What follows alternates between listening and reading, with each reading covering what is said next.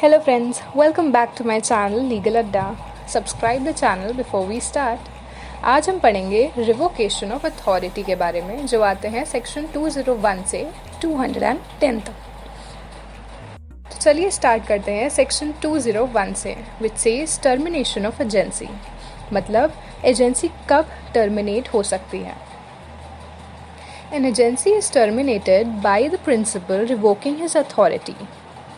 मतलब agency terminate तब कर सकती है जब प्रिंसिपल अपनी अथॉरिटी रिवोक मतलब वापस ले लेता है, ख़त्म कर देता है अपनी तरफ से रिस्पॉन्सिबिलिटी, और by the agent renouncing the business of the agency, या एजेंट रिनाउंस कर देता है ये बोलकर कि उसको अब वो काम नहीं करना है, और by the business of the agency being completed, या तो फिर जो बिजनेस है एजेंसी का वो कंप्लीट हो गया है उसका टाइम पीरियड, और बाय ईदर द प्रिंसिपल और एजेंट डाइंग और बिकमिंग ऑफ अनसाउंड माइंड, या तो फिर प्रिंसिपल मर गया है या अनसाउंड माइंड मतलब पागल हो गया है, और by the principal being adjudicated and insolvent under the provisions of any act for the time being in force for the relief of insolvent debtor, या फिर प्रिंसिपल का जो टाइम था उस एजेंसी को होल्ड करने का वो ख़त्म हो गया है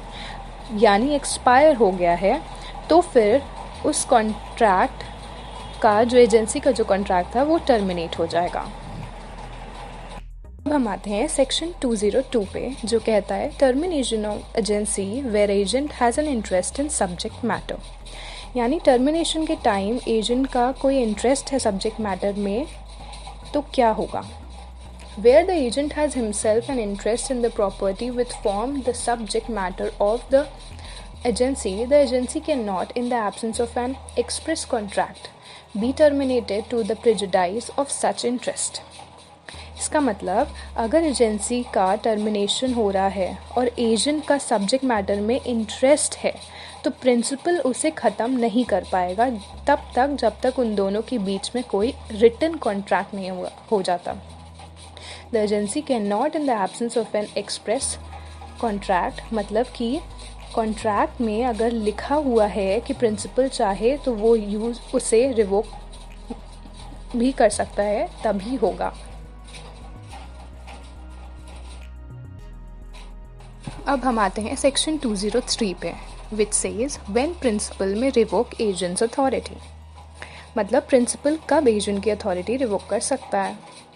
They may save as in is otherwise provided by the last preceding section, मतलब जैसे कि 202 सेक्शन को मद्देनज़र रखते हुए जो कि उसमें दिया हुआ है, revoke the authority given to his agent at any time before the authority has been exercised so as to bind the principal.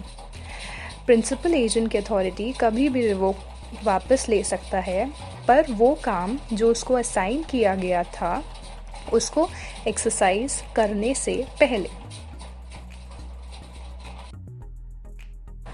अब हम आते हैं सेक्शन 204 पे, revocation where authority has been partially exercised. यानी प्रिंसिपल एजेंट की authority वापस नहीं ले सकता है अगर उसने वो काम जो उसको मिला था वो आधा या स्टार्ट कर दिया है। अगर The principal cannot revoke the authority given to his agent after the authority has been partially exercised so far as regards such acts and obligations as arise from acts already done in the agency, क्योंकि उसने वो authorise exercise कर ली है तो उस transaction उस act की वजह से उसके ऊपर कुछ ऑब्लिगेशंस डेट आने वाली हैं फ्यूचर में जो उसको करनी पड़ेगी फुलफिल। इसको हम समझते हैं कि एग्जाम्पल से A authorizes B to buy 1000 bales of cotton on account of A. B agent है A का और A अथॉरिटी देता है B को 1000 bales कॉटन की खरीदने को and to pay for it out of A's money remaining in B's hand, और उसका पेमेंट A के अकाउंट में से लेने को जो ऑलरेडी B के पास हैं। B buys 1000 bales of cotton in A's name, तो फिर B 1000 bales of cotton के ए के नाम पे खरीद लेता है, and so as not to render himself personally liable for the price, जिससे उसको अपनी तरफ से कोई पैसा ना देना पड़े. A can revoke B's authority to pay for the cotton. तो अब A B की अथॉरिटी को रिवोक कर सकता है कॉटन का पेमेंट करने से. तो अब हम आते हैं सेक्शन 205 पे, which says compensation for revocation by principal और रिनंसिएशन बाय एजेंट. यानी अगर किसी भी पार्टी को कोई नुकसान होता है रिवोकेशन और रिनंसिएशन से, तो वो दोनों कंपनसेशन करेंगे एक दूसरे को. When there is an express or implied contract that the agency should be continued for any period of time, the principal must make compensation to the agent or the agent to the principal, as the case may be, for any previous revocation or renunciation for the agency without sufficient cause. Revocation सिर्फ principal कर सकता है और renunciation agent कर सकता है. तो जब वहाँ एक्सप्रेस या इम्प्लाइड कॉन्ट्रैक्ट है जिसमें एक फिक्स्ड पीरियड ऑफ टाइम तक का एजेंसी पीरियड है, पर उसको रिवोक या रिनाउंस कर दिया प्री मैच्योरली टाइम से पहले, तब प्रिंसिपल को कंपनसेशन देना होगा एजेंट को, या एजेंट को देना होगा प्रिंसिपल को जिसका भी लॉस हुआ है उस कॉन्ट्रैक्ट से, without sufficient cause.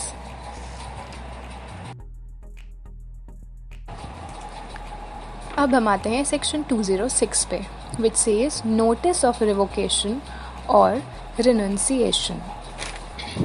Reasonable notice must be given to such revocation or renunciation, otherwise the damage thereby resulting to the principal or the agent, as the case may be, must be made good to the one by the other. इसका मतलब है notice आपको revocation या renunciation का देना होगा एक reasonable time में. अगर आपने नोटिस नहीं दिया और उसके वजह से कोई डैमेज हुआ, तो फिर आपको उस लॉस के लिए एक दूसरे को कंपनसेशन देना होगा. That is principal to agent and agent to principal. अब आते हैं सेक्शन 207 पे. Revocation and renunciation may be expressed और इम्प्लाइड. ये दोनों एक्सप्रेस बोल कर भी और इम्प्लाइड लिख कर भी हो सकता है.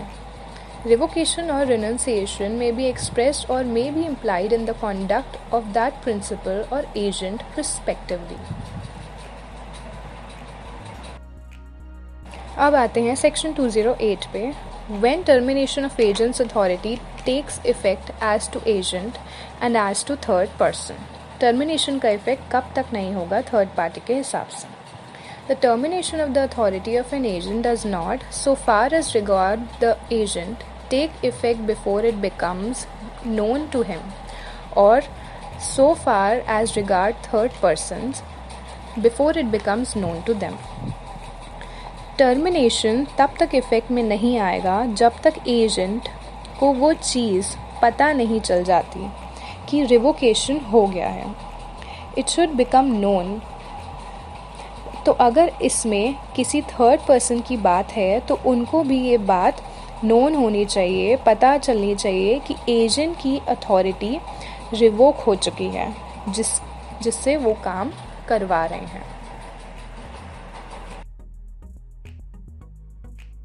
Section 209. Agent's duty on termination of agency by principal's death or insanity. अगर प्रिंसिपल की डेथ हो जाती है या फिर वो इंसेन यानी पागल हो जाता है, तो फिर एजेंट की रिस्पॉन्सिबिलिटी बनती है कि वो अपने प्रिंसिपल के बिहाफ पे सारे रीज़नेबल स्टेप्स और उसके बिहाफ पे जितने भी पैसे आते हैं, जितने भी इंटरेस्ट, उन सब को अच्छे से निभाना होगा. ये एजेंट की ड्यूटी है. When an agency is terminated by the principal dying or becoming of unsound mind, the agent is bound to take on behalf of the representative of his late principal, all responsible steps for the protection and preservation of the interest entrusted to him. Section 210 कहता है termination of sub-agents authority. The termination of the authority of an agent causes the termination, subject to the rules herein contained regarding the termination of an agent's authority of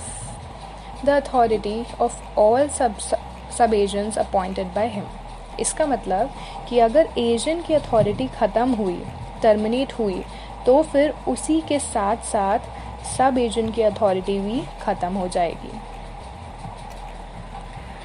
So that's it for the day, guys. Thank you for watching and don't forget to subscribe my channel and stay safe, stay home.